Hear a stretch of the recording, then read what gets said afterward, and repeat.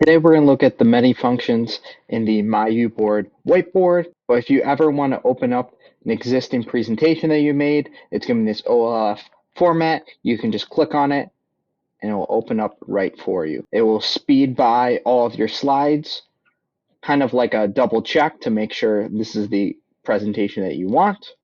And when you log in, I suggest signing in the bottom right hand corner. The best way is with your ProPass information through Google. Down here is where we can actually go to the next slide. This is your floating toolbar, your mini one that you can move anywhere.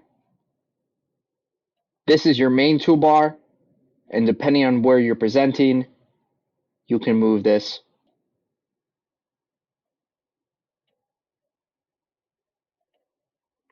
Oh, let me just move this toolbar. Page navigation. We can open up a brand new page right here. It's a white page. And this is your page manager, where you can easily delete or duplicate slides. You can also click on this magnifying glass with the other slides, and this is where you can actually easily move slides and delete multiple slides.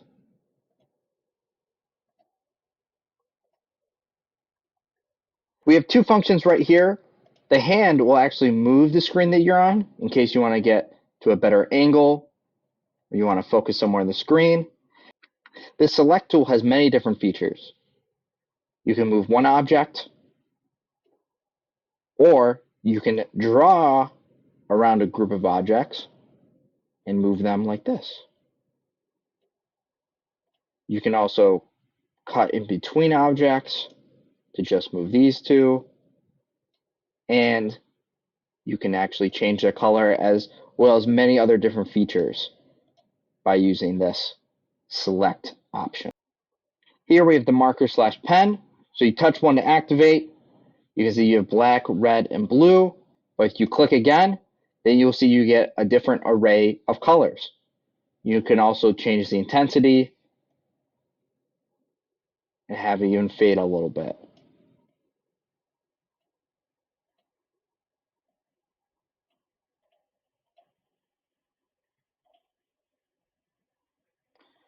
We have a paintbrush, a highlighter. We also have different stickers you can use. We have the eraser. Touch one to activate. You can hit it again. It will change the intensity of the eraser.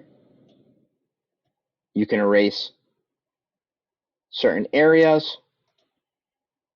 Clear all strokes that you've made in the marker, whether it be this page or all the pages. But in case you want to erase everything, you can also just hit the clear all trash can. Shapes. Again, if you hit it once, you get some basic options.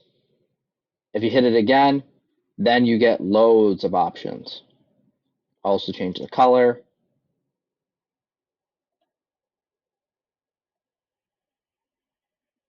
Right now it's in centimeters. You can always change this to inches if you want to. Let's say I want to fill this in. Features in here. We can have 3D shapes.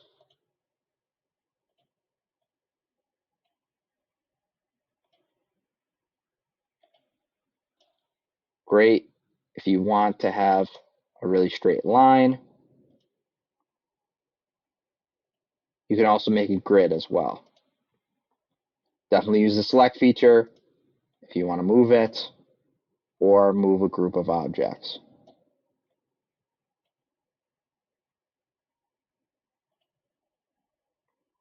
The text editor, so you just touch it once to activate, click anywhere.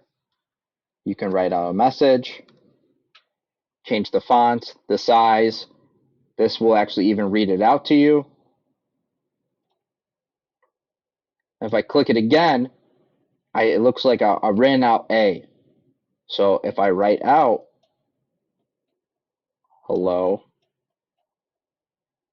You can see this popped up in the bottom left-hand corner. Tap here to convert handwriting to text, and it'll convert whatever I wrote into text.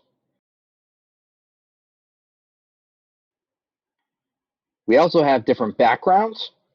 So I'm talking about this icon right here. This is background management. It looks like a picture with mountains in the back. Open up to previous photos you've uploaded before, but let me take you all the way over here to colors. Say if I just want a solid purple on this screen, I can use one of the many pre-installed backgrounds, which is great in case we're focusing on countries. You may see a lot of duplicates, but if you grab the hand feature and then zoom in, it's a little bit cleaner. I can take the marker. Today we're talking about Italy. There's many other backgrounds here, and ViewSonic actually updates this quite frequently, where they'll have different seasons, calendars, and themes. You can also upload your own background, your own pictures, and they'll actually show up here that you can apply again. Today we're talking about the extent of the Roman Empire and their roads. The magic box is probably one of the coolest features here. Here you can pull up any PDF or picture that you have. Here you have sticky notes. So you can write it with a marker. You can type it out. And here is a bunch of different activities, whether it be a clock, stopwatch, ruler, protractor, calculator, so an axis, compass. This is a great one. You can actually write down an algebraic equation. So let's write out x plus 2 squared. Insert, and I'll actually write out a die or dice. So it gives you the feature for one die or multiple. And if you go to settings, you can actually even write different letters here as well. Or figuring out probability in a math class. We have file management. So this is actually where you would save your work. You can also open other OSL files as well. You can save as. You can also export. So you can actually make this into a PDF, as it shows here. We have the browser. So it looks like Google Chrome. It works very much like Google Chrome. It opens up to popular ed tech software. Type in anything you want. Roman Empire. Brings you right to Google. You can click on links, go to images, play videos, and even embed it into the presentation.